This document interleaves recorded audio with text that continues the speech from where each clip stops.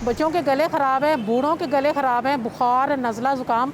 Government को चाहिए कि इससे एक्शन ले। और पिछली साल जैसे मोहसिन नकवी ने मसनूई बारिश करवाई थी, खुदारा आवाम पे रहम करें, मसनूई बारिश ही करवा दें।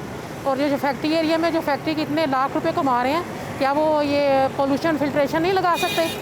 रोज़ाना जब तक मैं गर्म पानी के गरारे निकले थी मुझे नींद नहीं आती, गला इतना ख़राब रहता है। और रात में मास्क के बगैर नहीं मैं सोती थी, मास्क लगा के मैं सोती हूँ। ये फ्लू, गला ख़राब, खांसी, आँखों में जलन होती है। बाइक पे जाएं, स्पेशली बाइक पे जाएं, आँखों में बड़ी जलन होती है।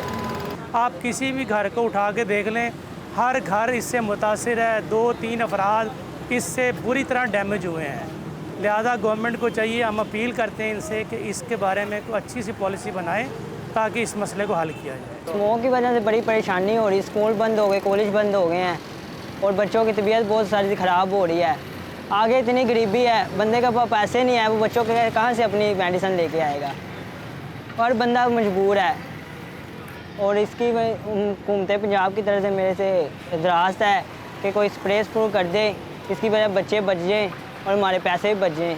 आपकी मेहरबानी, हम भी अपना एहतियात करेंगे, मास्क लेंगे। आप भी थोड़ी सी मेहरबानी करें, थोड़ी सी हम मेहरबानी करेंगे और मिलकर इस पाकिस्तान को बचाएंगे। पाकिस्तान जिंदाबाद।